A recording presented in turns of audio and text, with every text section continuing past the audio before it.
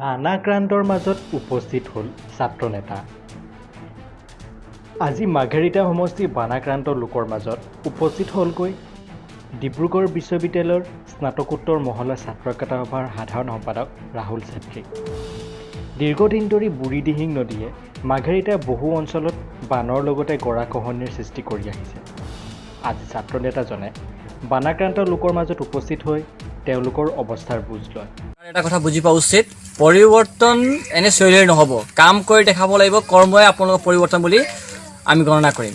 আৰু এই অঞ্চলৰ ৰাইজসকলে নিজৰ খেতি পথাৰ আৰু নিজৰ মাটি হেৰুৱাব লগা আছে। তাৰ কাৰণে প্ৰথমতে আপোনালোকে ক্ষতিপূৰণ দিব লাগিব। প্ৰত্যেক ঘৰৰ মানুহবোৰক ক্ষতিপূৰণ দিয়াৰ ব্যৱস্থা কৰিব লাগিব। যদি চৰকাৰৰ সাহস আছে, যদি কেশৱ মহন্তই যিজন ব্যক্তিয়ে নিজৰ দায়িত্বসমূহ পাহৰি গৈছে, সেইজন ব্যক্তিয়ে অতি শীঘ্ৰে প্ৰায় 3 দিনৰ ভিতৰত আমাৰ স্থানীয় বিধায়কক এইখিনি অঞ্চলত আহি বুজ ল'বলৈ তেখেতে পঠাব লাগিব আৰু লগতে এইখন অঞ্চলৰ ৰাইজসকলক ক্ষতিপূৰণ দিয়াৰ ব্যৱস্থা গ্ৰহণ কৰিব লাগিব। 200 মিটাৰ যিজন চৰকাৰে 200 মিটাৰৰ আধাৰশিলা স্থাপন কৰে, সেই চৰকাৰে যদি আজিৰ তাৰিখত কয় যে ব্ৰহ্মপুত্ৰ বুকুৰ মাজৰ ৰিভাৰ টানেল বনাম বুলি কয়, এয়া কিন্তু হাস্যৰ বিষয় সদায় হৈ থাকিব। আৰু এই অঞ্চলৰ ৰাইজসকলক যদি কান্দন চিঞৰ আপোনালোকে বুজি নাপায়, আপোনালোকে কি মুখ লৈ আহিব এইখন অঞ্চলৰ এখন ৰাইজৰ কাষত 2021 চনত ভোট বিচাৰিবৰ কাৰণে।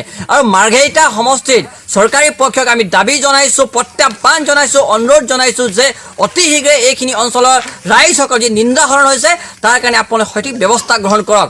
হয়তো এই ৰাইজসকলে আজি বৰ্তমান তাৰিখলৈ বহুতখিনি মাটি হেৰাবলগীয়া হৈ গৈছে। বহুতখিনি এই অঞ্চলৰ যুৱ বন্ধুসকলে মানসিকভাৱে চিন্তনীয় হৈ পৰিছে, যাৰ কাৰণে তেওঁলোকে বিভিন্ন সমস্যাৰ সন্মুখীন হৈ আছে।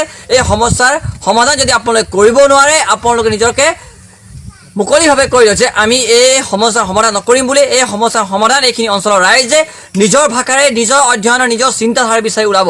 আৰু লগতে কেশৱ মহন্ত ডাঙৰীয়াক আমি এটাই কথা বাৰে বাৰে ক'বলৈ বিচাৰিছোঁ যে আপুনি কিন্তু আপোনাৰ দায়িত্বসমূহ পাহৰি গৈছে। আপুনি সম্পূৰ্ণভাৱে বিফল মন্ত্ৰী। অসমৰ ইতিহাসত আপোনাক মনত পেলোৱা যাব যে বিফল মন্ত্ৰী। News export N.E.S 24/7 live.